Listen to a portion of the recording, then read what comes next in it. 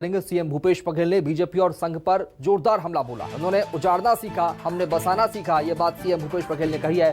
फूट डालो और राज करो की नीति, ये बात अपनाई है और अंग्रेजी पुरखों से ये आदत उन्होंने सीखी है। ये बात सीएम भूपेश बघेल ने कही है। एकता सद्भाव की नीति हमने अपने देश निर्माता पूर्वजों से सीखी है। ये बात सीएम भूपेश बघेल ने कही है। अब ट्वीट भी आपको दिखाएंगे सीएम भूपेश बघेल ने क्या कुछ ट्वीट किया निशाना साधते हुए। फूट डालो राज करो की नीति उन्होंने अपने अंग्रेजी पुरखों से सीखी है। ये बात सीएम भूपेश बघेल ने ट्वीट किया है। एकता सद्भाव की नीति हमने अपने देश निर्माता पूर्वजों से सीखी है। उन्होंने शाखाओं में लाठियां भांजना सीखा है। ये आरोप लगाया संघ पर और बीजेपी पर। हमने लाठी लेकर दांडी मार्च करना सीखा है। लाठी लेकर दांडी मार्च करना सीखा है। उन्होंने उजाड़ना सीखा, हमने बसाना सीखा। ये निशाना साधा है, पलटवार किया सीएम भूपेश बघेल ने। फूट डालो राज करो की नीति उन्होंने अपने अंग्रेजी पुरखों से सीखी है। सीएम भूपेश बघेल ने बीजेपी पर संघ पर निशाना साधा। एकता सद्भाव की नीति हमने अपने देश निर्माता पूर्वजों से सीखी है। उन्होंने शाखाओं में लाठियां भांजना सीखा है। ये ट्वीट किया है।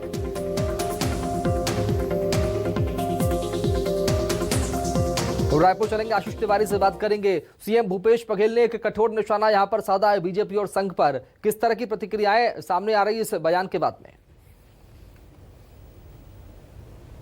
ये हमलावर होते नजर आ रहे हैं भूपेश बघेल। जिस तरह से ट्विटर पर, सोशल मीडिया पर ये ट्रेंड चला, इंडिया अगेंस्ट हेट, तो इस पर ही मुख्यमंत्री भूपेश बघेल ने भी एक ट्वीट किया है और ये पॉलिटिकल ट्वीट मुख्यमंत्री भूपेश बघेल का है। सीधा सीधा बयान देने के लिए भूपेश बघेल जाने जाते हैं और उन्होंने जिस तरीके से हालात दिल्ली में बने और दिल्ली के बाद डेलिबरेटली जिस तरीके से इस पर पॉलिटिकल रिएक्शंस निकलकर सामने आ रहे हैं ग्राउंड पर, उस पर ही एक तरीके से काउंटर करने की कोशिश मुख्यमंत्री भूपेश बघेल ने ये कहते हुए की है कि हमने एकता और सद्भावना का पाठ पढ़ा है, लेकिन शाखाओं से लोगों ने फूट डालो और राज करो की नीति सीखी है। तो कहीं ना कहीं भूपेश बघेल के इस ट्वीट से न केवल बीजेपी पर सीधा निशाना उन्होंने किया है, साथ ही साथ आरएसएस पर भी एक आक्रामक हमला अख्तियार किया है। हालांकि मुख्यमंत्री भूपेश बघेल के इस ट्वीट के बाद बीजेपी का रिएक्शन इस वक्त आना बाकी है, लेकिन मुमकिन है कि बीजेपी इस ट्वीट के जवाब में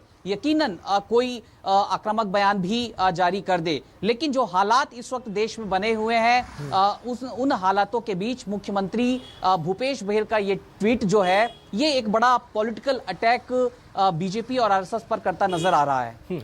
आशीष, चूंकि लगातार तस्वीरें हम देख रहे हैं, छत्तीसगढ़ में लगातार केंद्रीय मंत्रियों के दौरे हैं, सीएम खुद मंच साझा कर रहे हैं, कार्यक्रम में शामिल हो रहे हैं। एक तरफ केंद्रीय मंत्रियों की कुछ तारीफ भी करते हैं, इसके बाद में इस तरह की प्रतिक्रिया सामने आना, क्या कुछ समीकरण नजर आ रहा है सियासत का? देखिए, ये दोनों अलग अलग पर्सपेक्टिव की चीजें हैं। एक तरफ केंद्रीय मंत्री नितिन गडकरी यदि छत्तीसगढ़ आ रहे हैं, मुख्यमंत्री भूपेश बघेल मंच साझा कर रहे हैं, तो उसके अपने आयाम है। दरअसल राज्य में 10,000 करीब 10,000 करोड़ की नेशनल हाईवे की सड़कें बननी है और उसके ही उद्घाटन और लोकार्पण समारोह का हिस्सा नितिन गडकरी बने थे और मुख्यमंत्री भूपेश बघेल के साथ मंच साझा किया था। मुख्यमंत्री के बुलावे पर पहली मर्तबा कोई केंद्रीय मंत्री न्योता पर यदि मुख्यमंत्री के घर जाता है, तो इसे राजनीति के परिदृश्य से बाहर एक व्यक्तिगत रिलेशन और सौहार्दपूर्ण वातावरण के तौर पर देखा जाना चाहिए। लेकिन जहां पॉलिटिकल अटैक करने की बात आती है, ऐसे कोई वाकया मुख्यमंत्री भूपेश बघेल के सामने आते हैं, तो एक एग्रेसिव कांग्रेस नेता की छवि जो उनके भीतर है वो नजर आती है और आज के ट्वीट में भी यही तस्वीर देखने को मिल रही है। ठीक है आशीष, आप लगातार जुड़े रहिए। एक बार फिर आपका रुख करेंगे तो सीएम भूपेश बघेल ने कठोर निशाना यहां पर बीजेपी और संघ पर साधा है।